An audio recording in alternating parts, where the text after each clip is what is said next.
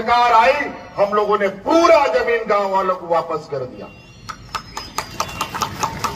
हम लोग कानून बना दिया, इस राज्य में जो भी 50 साल का बूढ़ा बुजुर्ग लोग होगा सबको पेंशन देने का हम लोगों ने कानून बना दिया। जब रिटायर हो जाता है उसको पेंशन नहीं मिलता है। ये भारत का पहला राज्य है जहां हम अपना कर्मचारियों का पुराना पेंशन लागू किया है। आज उनको बुढ़ापे का लाठी देने का काम हम ही ने किया। एक तरफ पूरा भारतीय जनता पार्टी व्यापारियों की जमात, कम से कम यहां 100-150 हेलीकॉप्टर आ चुका है, 2-3 दर्जन हवाई जहाज आ चुका है, अभी 4-4, 5-5 हेलीकॉप्टर ये भारतीय जनता पार्टी का लोग का उड़ रहा है। और पूरा विपक्ष में इधर मात्र अकेले हेमंत सोरेन उनको रोकने में लगा है। इसमें आप लोग का सहयोग, आप लोग का आशीर्वाद की जरूरत है। आपका आशीर्वाद रहा तो ऐसे हजारों भारतीय जनता पार्टी को हम लोग भगा करके गुजरात भेज देने का काम करेंगे। आज जिस तरीके से महंगाई आसमान छू रहा है, नमक, तेल, जूता, चप्पल, कलम, किताब, सब चीज का दाम महंगा, बस का भाड़ा, ट्रेन का भाड़ा, सब चीज भाड़ा बढ़ गया है, लेकिन आमदनी तो घट गया। और यही व्यापारियों की जमात जो केंद्र में बैठी है, यही पूरा देश में अपना जेब भरने के लिए इतना टैक्स लगाता है और आपसे तसीली करता है। यह महंगाई ये लोग बढ़ा रहे हैं और इस महंगाई से आप को थोड़ा राहत मिले इसलिए हम लोग आर्थिक सहायता करते हैं, तो इनको बहुत तकलीफ होती है। इसीलिए साथियों ध्यान रखिएगा, बहुत सारे लोग या हिंदू, मुस्लिम, अगड़ा, पिछड़ा, घुसपैठिए, पता नहीं क्या क्या ये लोग बोलता है। इन लोग का कोई काम नहीं है। इन लोग को घर घर में लड़वाओ, समाज में जहर बो, एक समाज दूसरा समाज से लड़े, भाई भाई से लड़े, बाप बेटा से लड़े, यही इन लोग का काम है, यही इनका राजनीति। और व्यापारियों की जमात हमेशा यही रहा, इनको गरीब, गुरुआ, आदिवासी, दलित, पिछड़ा, अल्पसंख्यक से कोई लेना देना नहीं। इनको लेना देना है तो सिर्फ और सिर्फ पैसे से लेना देना है। इनके पास महिलाओं को सशक्तिकरण करने के लिए पैसा नहीं है, बूढ़ा बुजुर्ग को पेंशन देने के लिए पैसा नहीं है, हमारे बच्चे बच्चियों को पढ़ाने के लिए पैसा नहीं है, लेकिन अपने व्यापारी मित्रों को अरबों अरब कर्ज माफ करने का इनके पास अरबों अरबों रुपया है। अजीब हालत। आज किसान का हालत क्या है?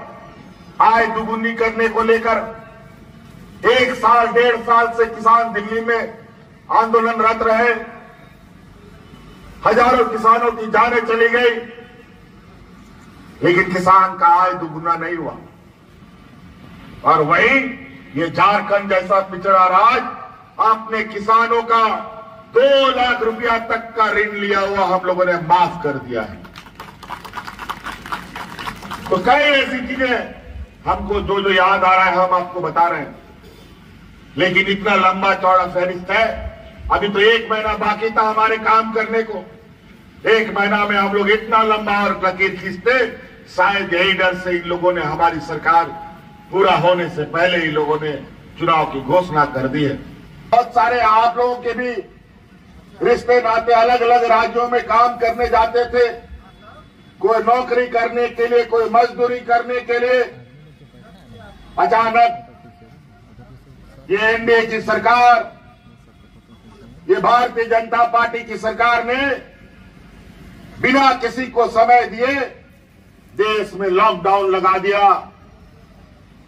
अचानक जहां गाड़ी चल रहा था वहीं रुक गया, चाहे वो घने जंगल के बीच में, चाहे वो शहर में, चाहे गांव में, जो जहां था वहीं खड़ा हो गया। और हम लोग का मजदूर, हम लोग का रिश्ता नाता लोग अलग अलग राज्यों में जाकर के फंस गया।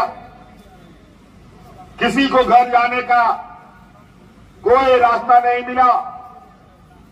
हजारों लाखों लोग देश के अंदर, कोई दिल्ली से, कोई मुंबई से, कोई कलकत्ता से, कोई महाराष्ट्र से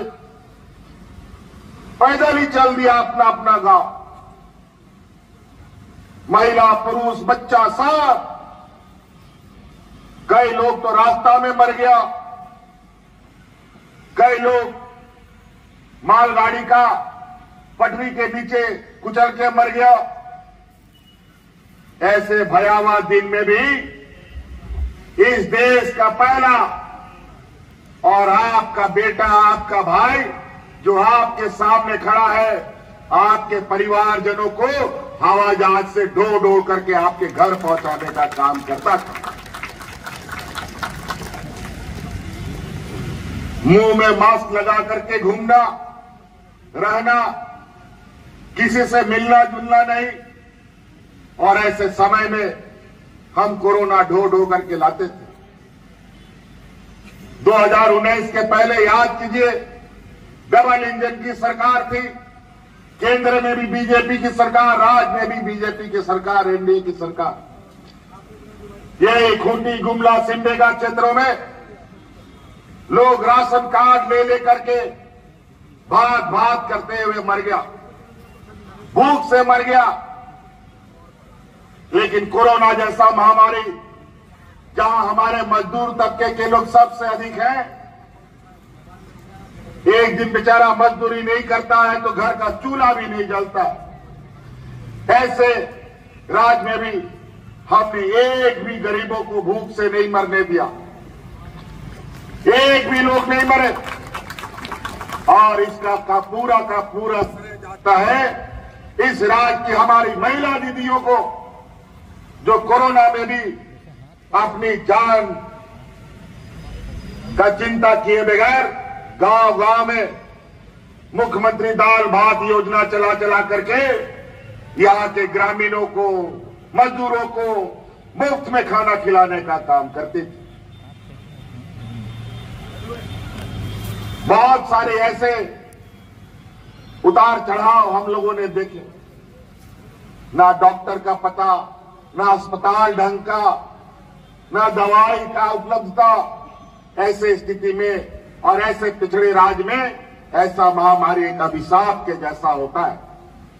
लेकिन हम लोगों ने बड़ी शिद्दत से और बड़ी मेहनत से, बड़ी लगन से, बड़ी ईमानदारी के साथ इस राज्य की जनता को बचाने का 2400 घंटा हम लोगों ने काम किया। और इस राज्य की जनता को बचाने के लिए मुझे बहुत बड़ा कीमत भी चुकानी पड़ी। और इस कोरोना में हमारे दो मंत्री शहीद हो गए, हमारे हाजी हुसैन अंसारी साहब और हमारे जगन्नाथ महतो जी। इस राज्य के गांव देहात घूमते घूमते कोरोना भी उसको साथ में लेके चला गया। तब जाकर के इस राज्य के लोग सुरक्षित बचे। बगल के राज्य में, यूपी बिहार में ऐसा लोग मरता था जैसे जानवर मरता हो। वह मिट्टी खत्म, दफन करने के लिए, लोगों को जलाने के लिए लकड़ी खत्म, ये हालत हो गया था। और यही पिछड़ा राज्य पूरे देश की जान बचाने के लिए पूरा देश के अंदर ऑक्सीजन का जो सप्लाई हुआ है वो झारखंड प्रदेश से ही हमारे राज्य से हुआ है।